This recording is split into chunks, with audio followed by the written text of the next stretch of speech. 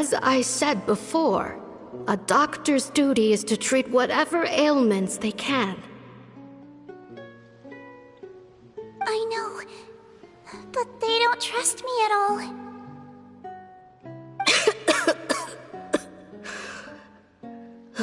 That girl. She's your first ever patient, isn't she?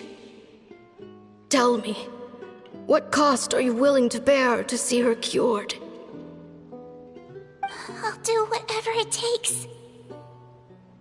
Even if it means breaking the law and being punished for it? As long as I don't hurt anyone. Yes.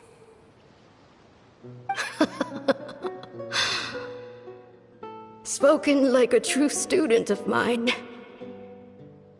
Then I shall make one more final gamble. And see my experiment through to its end.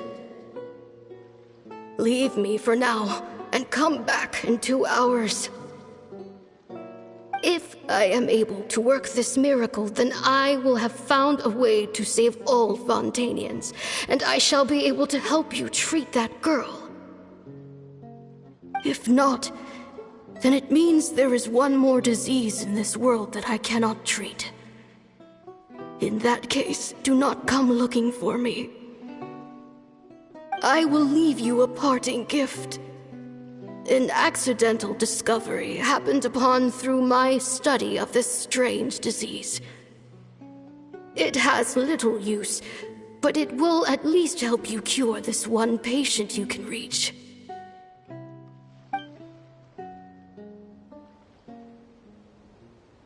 When Seaslug returned, the miracle had not occurred.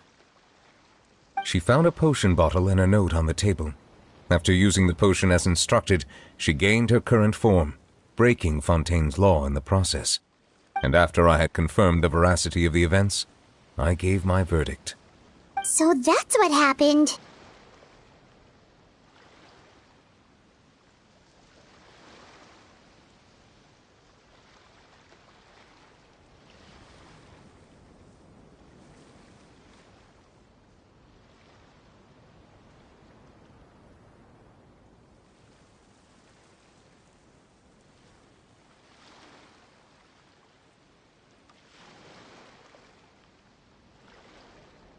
I fear Seaslug only understood the full story after the truth about the dissolution of Fontanians was uncovered. When I reflected on all this with that knowledge in hand, I felt a deep sense of regret. As I use the law to uphold justice, there are times when I cannot help but acknowledge its ruthlessness. After the final details of the events surrounding Seaslug's transformation came to light, I checked several sources and, thankfully, the legal code does not require Seaslug to shoulder any additional punishment. Wonder how she feels about all this. Since she invited you here, I imagine she intends to speak of these matters with you, no?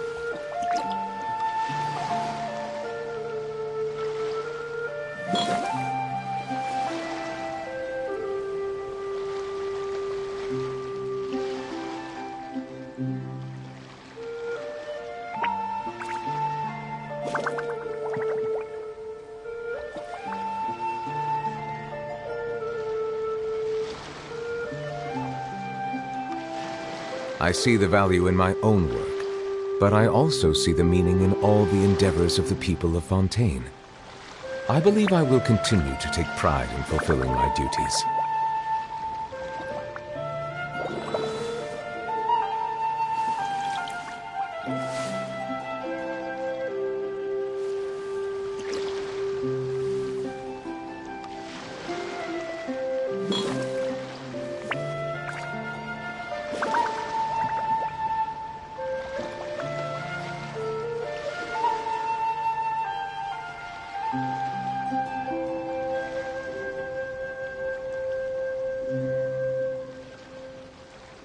Melusines are beautiful creatures. They are the pride of Fontaine. Be sure to befriend them and cause them no harm.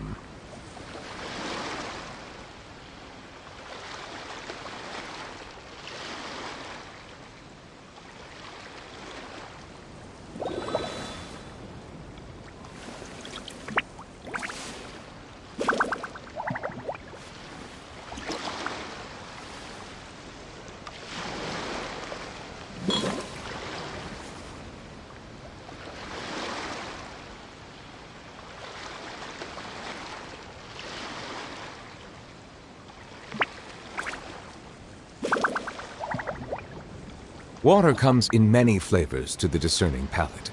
Mondstadt's water is crisp and pure, while water from Liyue has an enduring aftertaste. In Inazuma, the water possesses a depth of flavor unlike any other. Sumeru's water, meanwhile, has a rich and complex flavor profile, but it must be savored patiently to fully appreciate it.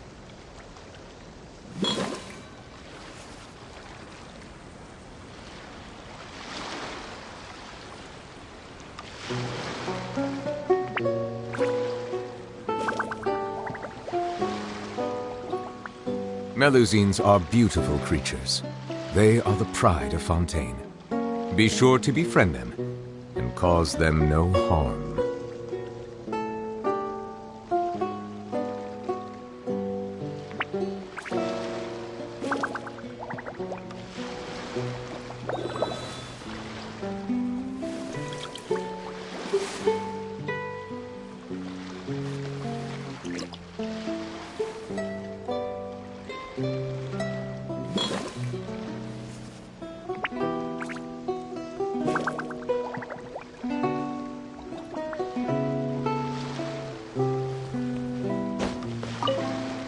On behalf of the Maréchaussée Phantom, I would like to once again thank the Fortress of Meripede for your assistance in the response to yesterday's prison break. Our head nurse and the Traveler in Paimon did most of the heavy lifting, I would say.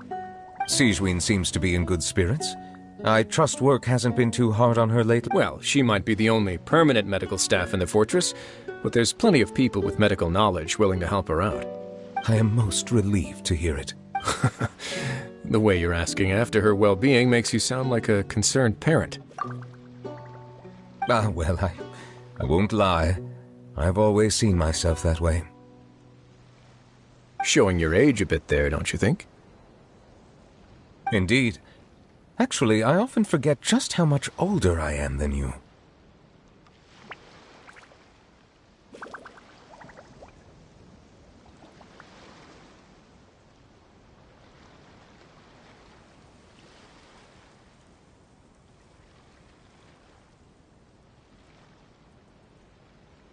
Well, while we're on the topic, what did you do before getting this job anyway? Spend all day swimming in the sea from east to west and then north to south? Yes, and from the surface to the ocean floor on occasion.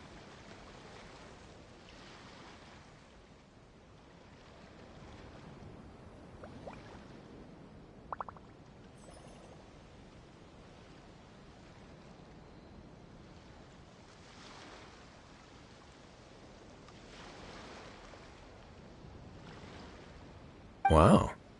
Impressive. Apologies, that was merely an attempt at humor. You can disregard what I said. That's impossible, I'm afraid. My imagination's already running wild.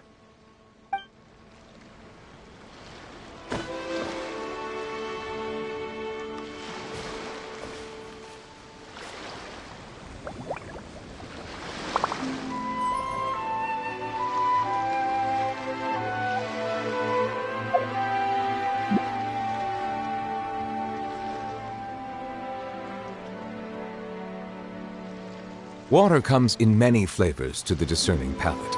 Mondstadt's water is crisp and pure.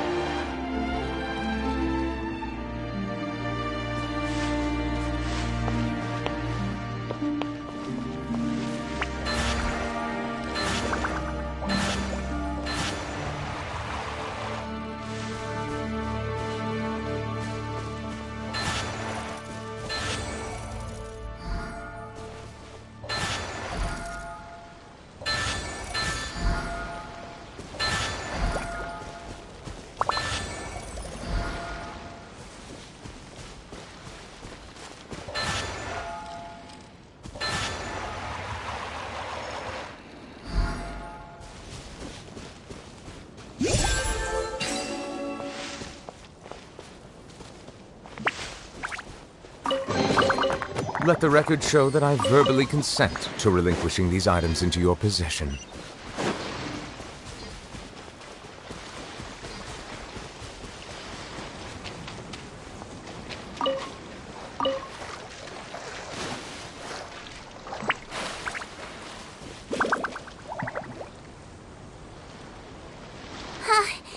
You're here.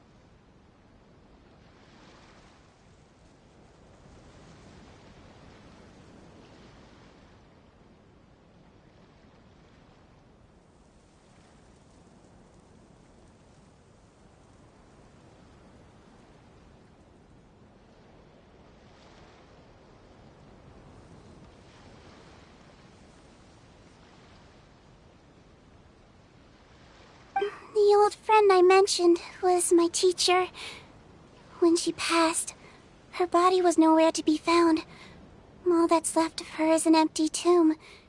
And even that's deep underwater now. Seedween, the witch who gave you the magic potion, she would... Sounds like Monsieur Neuvillette filled you in. After learning the truth, it must have been hard to process, huh? Well, to be honest, after I realized what really happened that night, my first thought was that it kinda made sense. It seemed exactly like the sort of thing she would do. But she was planning to sacrifice herself and never told you! That's just who she was. If lying is what it took to get a kid to take their medicine, then that's what she'd do. Alright, but why did you turn yourself in? I broke the law, simple as that. My teacher made her choice, and I made mine. True. It's just... the way Potton framed it when he was asking you all those questions, it made Paimon really mad. You're not like him at all, and everything Neuvillette said confirms that. And yet, you were still convicted and thrown in prison. It just feels so unfair. Unfair? I happen to think just the opposite. If I hadn't served that time, I'm not sure I would have been able to stay strong when he was questioning me. What makes you say that? I knew you'd be curious.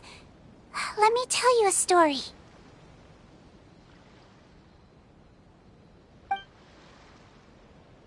The verdict came down. This Melusine is guilty. The Iudex defended the authority of Fontaine law, but he did not confiscate the Melusine's medical kit. And so, the fortress of Meripede gained a new little doctor. She still wore her hood and raincoat, even though it never rained in the fortress. Perhaps thanks to her human appearance, no one refused her treatment. She treated more and more patients, and her sentence grew ever shorter.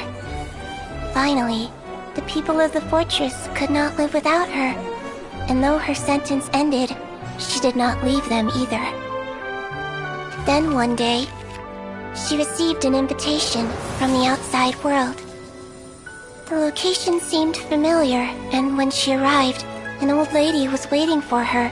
She saw right through the Melusine's disguise, but didn't reveal it. Instead, she asked a question. Tell me, why do you think you gained the respect of so many people, despite being a Melusine?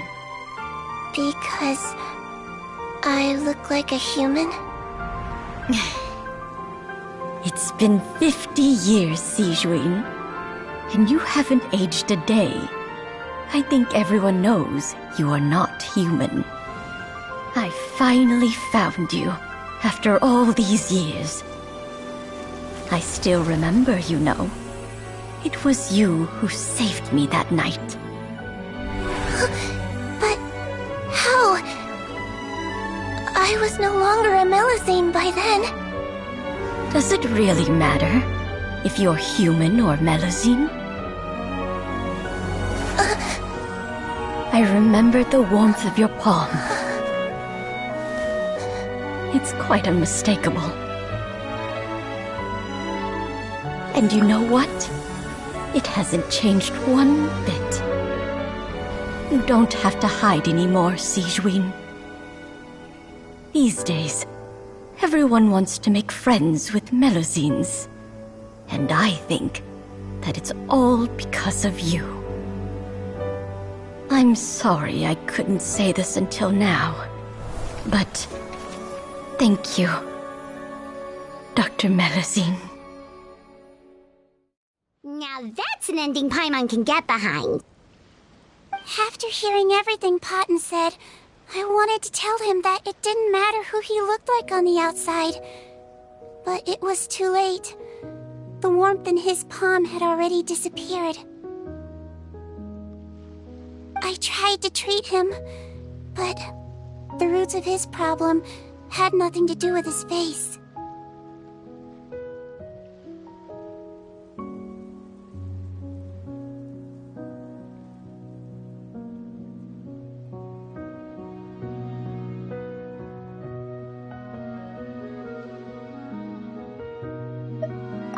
I understand. Thanks, you two. I appreciate you being here for me while I talk this through. Oh, it's nothing. Our pleasure. Oh, there's one more reason I invited you here. It's about time I finally give you what I promised. In order to restore the appearances of the face-swapping victims, the Marechaussee Phantom gave me special permission to make a few bottles of that potion. And I made one extra just for you two. We don't need it though. Shouldn't we destroy it? Well, even if you chose to destroy it, I still thought I should give it to you first. You two did so much for me. How could I break my promise? Well, fair enough, but anyway, Paimon's definitely not interested in this stuff anymore. Still, if this is the very last bottle in all of Teyvat, getting rid of it would feel like kind of a waste. Maybe we can give it a special meaning somehow. Oh, Paimon's got it! Melusine physiology wasn't affected by the Great Flood, right? So that means the potion should have a permanent effect on you. In that case, what do you say, Seedrine? Ever thought about transforming back to the way you used to look? After all, from a Melusine point of view, Paimon bets Melusines look the cutest of all!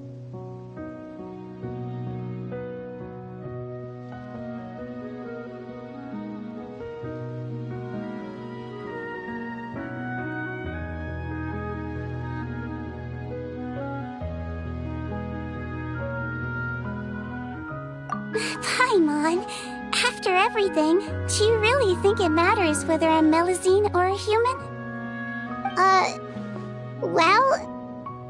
What was Paimon thinking? You made up your mind a long time ago! Yeah, let's just destroy this thing!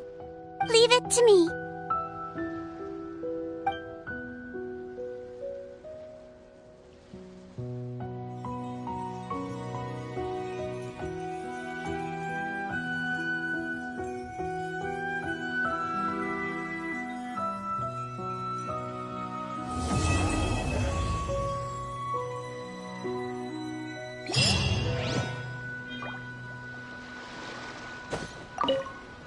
I'd like to stay here with my teacher.